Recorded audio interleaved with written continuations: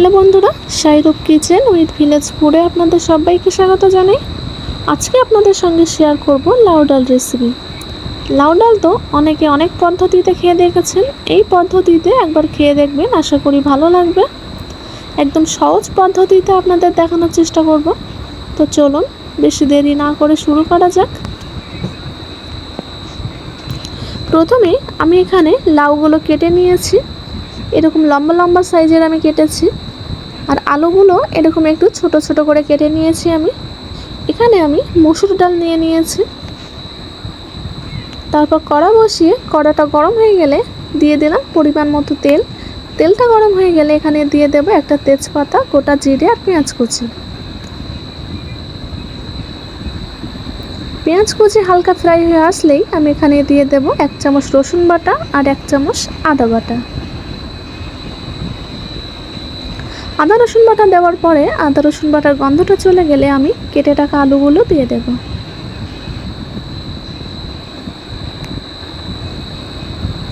আলুগুলো দেওয়ার পরে আমি হালকা নাড়াচাড়া করে আলুটা কিন্তু একটু ভাজা ভাজা করে নেব।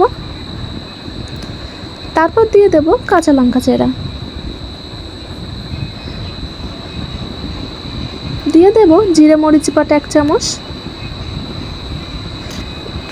জিরা মরিচের গন্ধটা চলে গেলেই আমি এখানে দিয়ে দেব গোলমরিচের গুঁড়ো, ধনিয়া গুঁড়ো, হলুদের গুঁড়ো আর লঙ্কার গুঁড়ো। মশলাগুলো দেওয়ার পরে কিছুক্ষণ নাড়াচাড়া করেই আমি এখানে দিয়ে দেব টমেটো কুচি। আমি এখানে 2টো বড় সাইজের টমেটো কেটে রেখেছিলাম, সে টমেটোগুলো আমি দিয়ে দিলাম।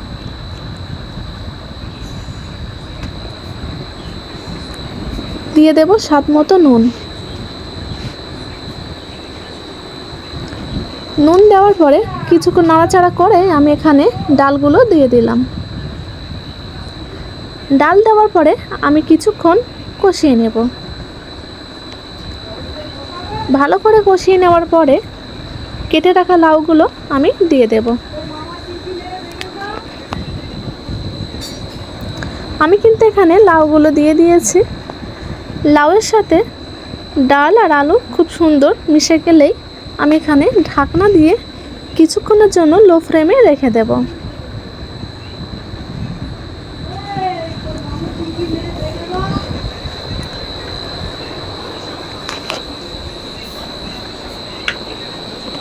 তো দেখুন আমি কিন্তু ডাল, আলু আর লাউগুলো খুব সুন্দর করে কষিয়ে নিয়েছি।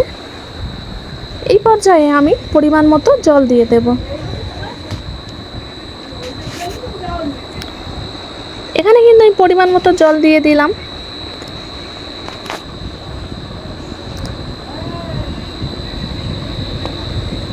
জল কিন্তু আমার খুব সুন্দর মতো ফুটে গেছে। এখন ঢাকনা দিয়ে আমি কিছুক্ষণের জন্য লো ফ্লেমে রেখে দেব। তাতে করে লাউটাও সিদ্ধ হয়ে যাবে আর ডালটাও সুন্দর মতো সিদ্ধ হয়ে যাবে। তো দেখুন আমার কিন্তু লাউ ডাল অলরেডি কমপ্লিট হয়েই এসছে।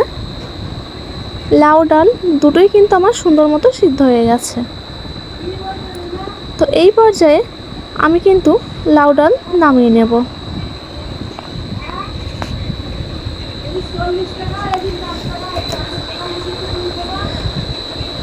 তো দেখুন আমি কিন্তু রেসিপিটি নামিয়ে নিয়েছি। কতটা টেস্টি আর কতটা লোভনীয় হয়েছে আশা করি দেখেই বুঝতে পারছেন। অবশ্যই বাড়িতে একবার ট্রাই করবেন, দুর্দান্ত খেতে হয় রেসিপিটি। ভিডিওটি ভালো লাগলে অবশ্যই লাইক করবেন আর এরকম নতুন নতুন ভিডিও পেতে অবশ্যই চ্যানেলটি সাবস্ক্রাইব করে পাশে থাকবেন, যাতে আরও ভালো ভালো ভিডিও আপনাদেরকে শেয়ার করতে পারি। দেখা হবে আবার নতুন একটা রেসিপিতে। ততক্ষণ ভালো থাকবেন, সুস্থ থাকবেন।